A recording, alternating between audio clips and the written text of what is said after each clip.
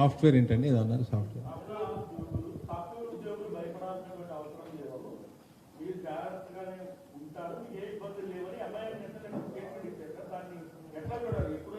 దాన్ని ఎట్లా చూడాలంటే ఎంఐఎం లా అండ్ ఆర్డర్ వాళ్ళ కంట్రోల్లో ఉన్నట్టు రాష్ట్ర ప్రభుత్వం వాళ్ళ కంట్రోల్లో ఉన్నట్టు మాట్లాడుతున్నారు. అట్లా చూస్తాను నేనైతే.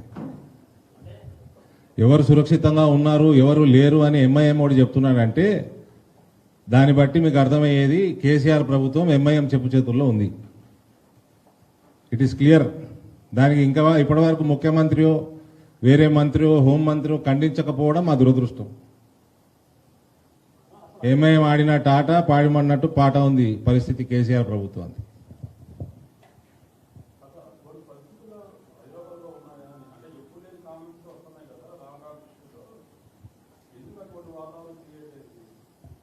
లా అండ్ ఆర్డర్ సిచ్యువేషన్ కంట్రోల్లో పెట్టుకోవటం, ఎటువంటి అఘాయిత్యం జరగకుండా చూడటం, ఇదంతా టీఆర్ఎస్ ప్రభుత్వ బాధ్యత.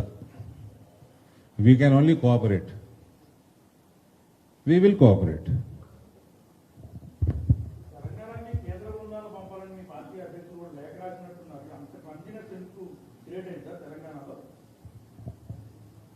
ఒక సిచ్యువేషన్ ఏర్పడుతున్నదన్నప్పుడు ముందు జాగ్రత్త చర్యగా సూపర్వైజ్ చేయమనడం దేశ ప్రభుత్వాన్ని. Better be safe than sorry అన్నట్టు.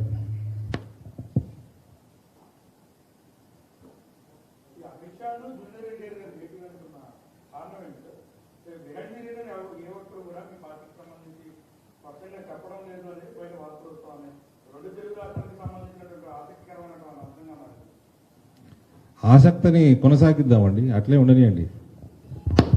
అరవింద్ గారు, అరవింద్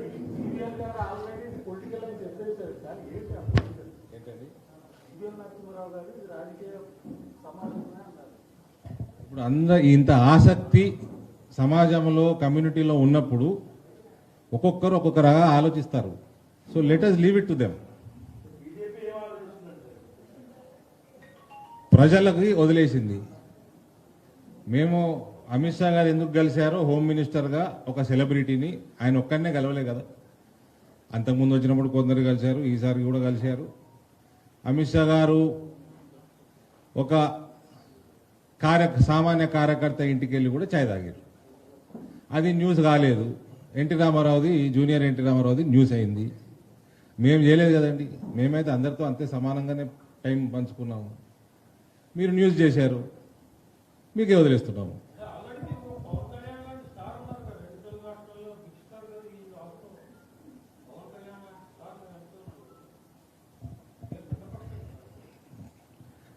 సంతోషం.